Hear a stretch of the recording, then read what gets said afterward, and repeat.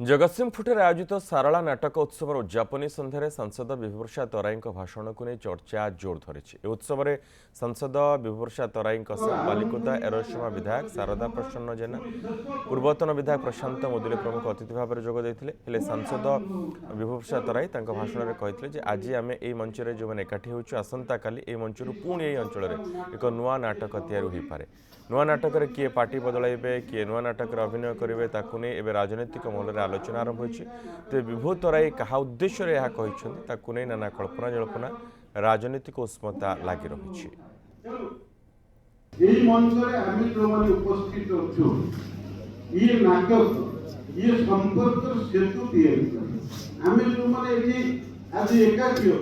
सब मंच से राजनैतिक बाधा विघ्न था किंतु अनेक मंच ये संपर्क सेतु तैयारी करिवार एक बड़ माध्यम बनी था एवं गोटे गोटे संपर्क गोटे गोटे जगह पुणी नाटक एक नुआ रूप आज जो मैंने एकाठी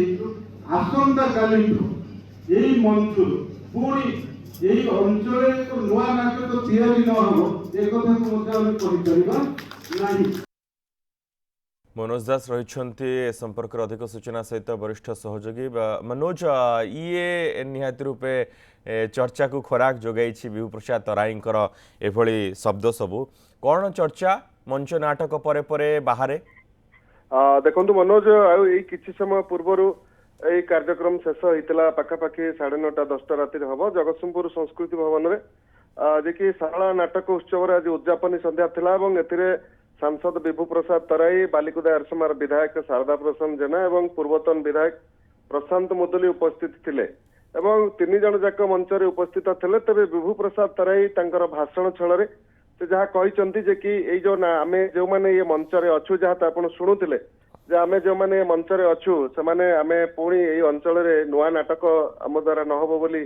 किए कहीपर जहाँ कहते तेरे से क्या उद्देश्य कहते क्यों कारण जो कहते स्पष्ट हो पारे नथिले सांसद जो भाषण को लेकिन राजनैतिक उष्मता कारण से अनेक लोक उपस्थित थे बुद्धिजीवी थे राजनैतिक व्यक्ति विशेषज्ञ थे तेणु से भितर सांसद भाषण को नहीं गोटे राजनैतिक उष्मता चर्चा जोर धरी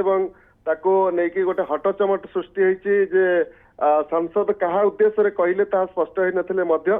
से कहीं कहले कौन वास्तव में कौन उद्देश्य थिला एवं क्या इंगित करी कहले स्पष्ट हो पारि ना निश्चिंत भाव में आगामी दिन में स्पष्ट हम किंतु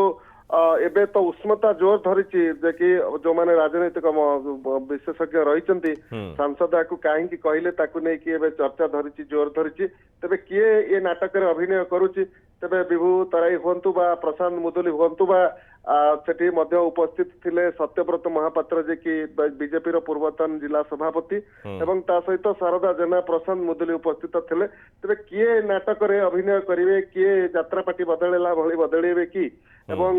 याकू नहीं कौन भूमिका किए अभिनय करेंगे कहीं सांसद कहले याकू नहीं अनेक कल्पना अनेक आलोचना राजनीतिक अपेक्षा रही समय ही कहब जे कौन आगकू हेबाकू जाउछि। बहुत बहुत धन्यवाद मनोज समस्त सूचना पे।